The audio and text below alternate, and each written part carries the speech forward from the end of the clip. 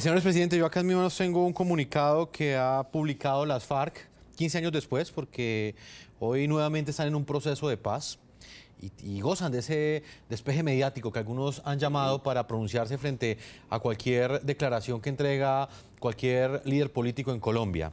Las FARC lo han llamado cínico a usted, han dicho que lo han cuestionado por esa declaración que usted ha venido entregando en los últimos días, en la que asegura que el Plan Colombia los llevó a ellos a sentarse nuevamente a la mesa de conversaciones. También aseguran que el Plan Colombia enrareció esas conversaciones del Caguán que usted también impulsó políticamente entre 1999 y el año 2002.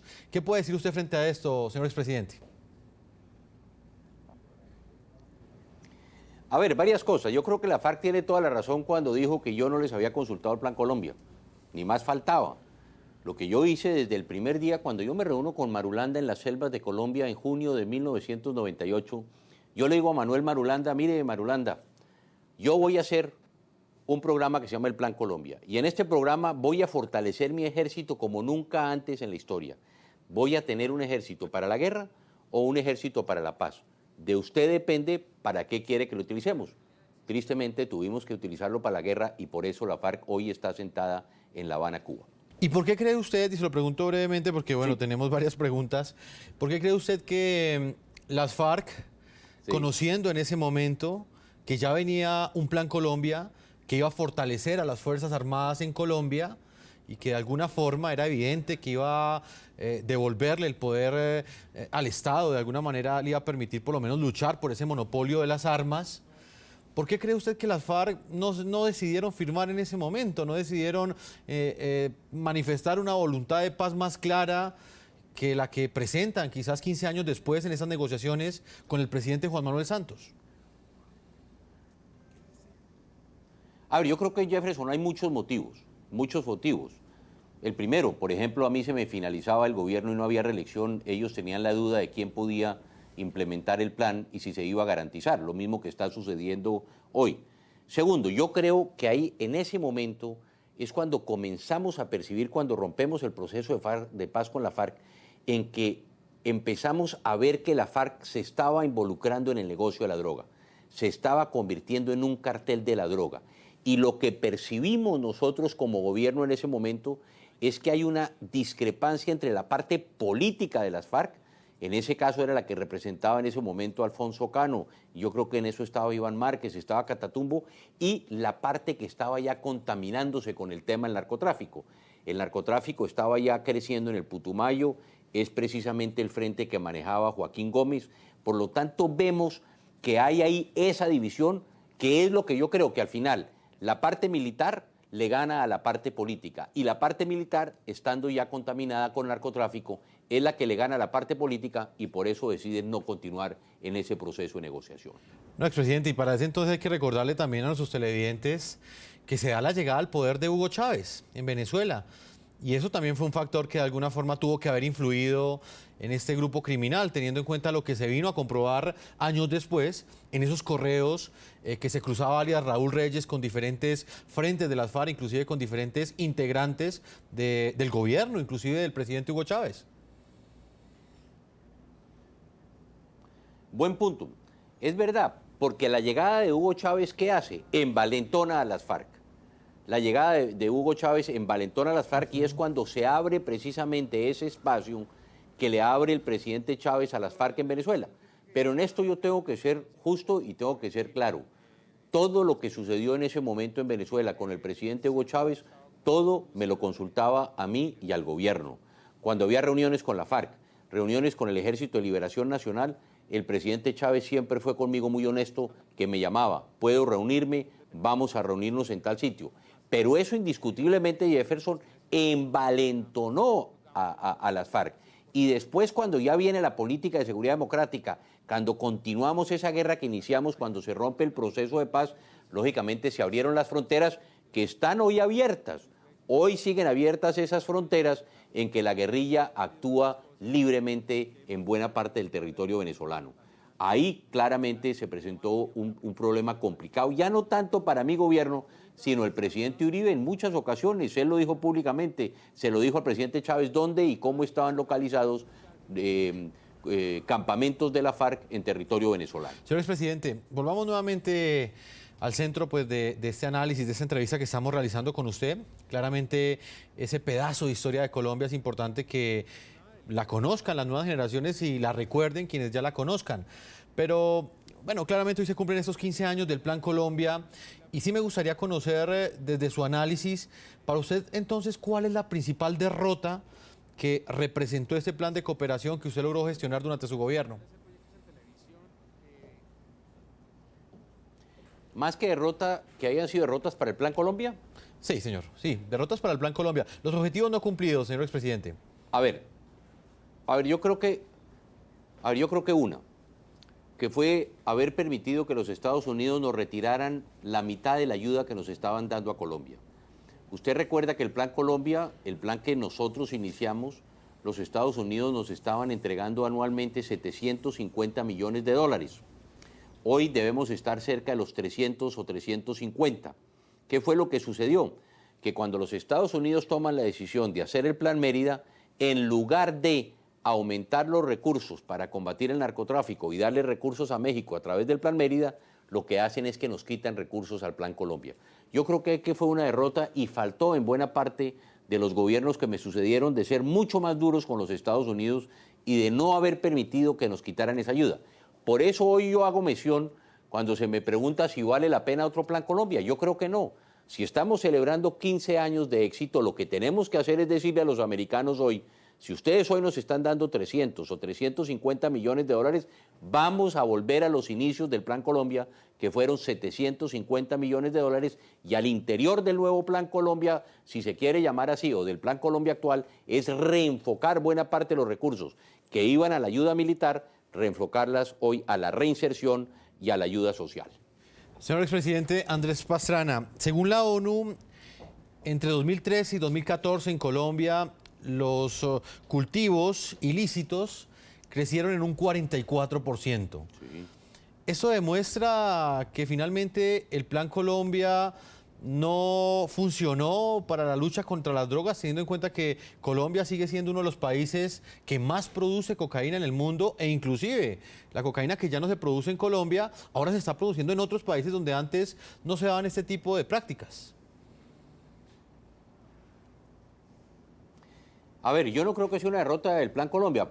Por el contrario, yo llamo la atención en lo que está sucediendo con el Plan Colombia y por eso tenemos que evitar echar hacia atrás, dar reversa en el Plan Colombia. ¿Por qué en el año 2014 se aumentan los cultivos en un 45%? Porque el presidente Santos le cede a la FARC la solicitud que ellos hacen de que no sigan fumigando los cultivos. Y eso permitió no solamente no perseguir a la FARC, que está vinculada en el narcotráfico, sino que se aumentaran en un 45% los cultivos simplemente porque el presidente Santos dijo que no se seguía fumigando. Vamos a ver qué pasó en el 2015, porque usted hace mención, Jefferson, al 2014. Vamos a ver qué pasa en el 2015. Y segundo, que en esto tenemos que ser muy cuidadosos.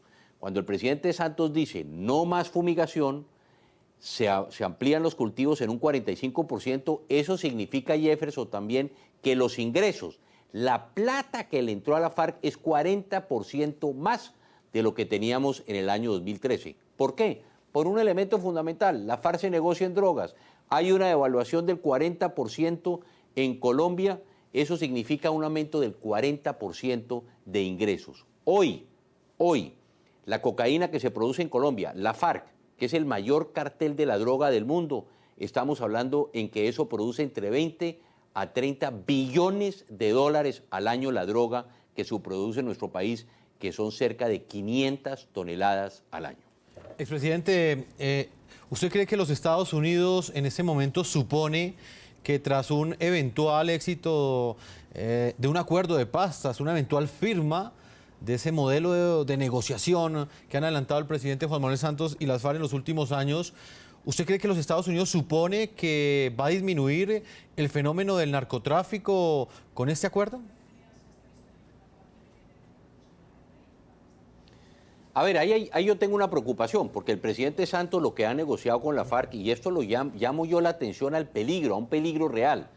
Ya la presidencia de Colombia se la compró el narcotráfico en cabeza de Ernesto Samper. Por eso yo llamo la atención que si el presidente Santos sigue diciéndole a los Estados Unidos y al mundo que el narcotráfico es un delito conexo, que es un delito, que no es un delito principal, ¿con qué cara nos podemos nosotros presentar ante el Congreso de los Estados Unidos a pedir más ayuda si el narcotráfico es un delito, como llaman aquí, un related offense, un delito secundario y no el delito principal? Por eso hay que tener mucho cuidado, porque también hay que llamar la atención que en el proceso de paz de Colombia hoy se está negociando con un grupo, yo creo que es el único caso en el mundo en que es el mayor cartel de la droga, que se llama las FARC, y es uno de los grupos terroristas más importantes del mundo. Hoy la FARC es un grupo narcoterrorista y por eso la dificultad que implica el que precisamente se esté negociando por ellos. Por eso yo digo una cosa, si hoy la FARC parte de que hay que decir la verdad para hacer un proceso de paz, ¿cierto, Jefferson? Si la FARC hoy, yo creo que hay una oportunidad muy importante para el gobierno del presidente Santos, si la FARC hoy nos dice la verdad de cuál es su relación con el Chapo Guzmán, con el cartel de Sinaloa, con ISIS, con Al-Qaeda, con Hezbollah, cuáles son los mercados, cuáles son sus rutas, cuáles son sus recursos. Si ellos nos dicen la verdad, ahí hay un elemento muy importante para verdaderamente comenzar a erradicar de la faz de Colombia el narcotráfico. Y esto se hace con la verdad. Si no hay verdad por parte de la FARC, ellos mismos van a caer en lo que han propuesto. Ellos mismos han dicho que si hay mentiras y no se cuentan las cosas, pues se van a pagar más de 20 años de cárcel e inclusive en este tema del narcotráfico podrían estar sujetos a la extradición a los Estados Unidos.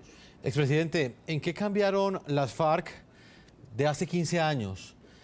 Esa FARC con la que usted negoció en el San Vicente del Caguán y el grupo que hoy está en La Habana, Cuba, y que, según lo ha dicho el presidente Juan Manuel Santos, ya entrará en una etapa irreversible, es decir, que ese acuerdo de paz se va a firmar o se va a firmar este año, quizás no el próximo 23 de marzo, porque parece ser que esa fecha está un poco diluida, pero el presidente Juan Manuel Santos, inclusive el mismo alias Timochenko, ha dicho que le interesa firmar ese acuerdo de paz ya este año. ¿Cuál es la diferencia entre esas dos posturas de las FARC?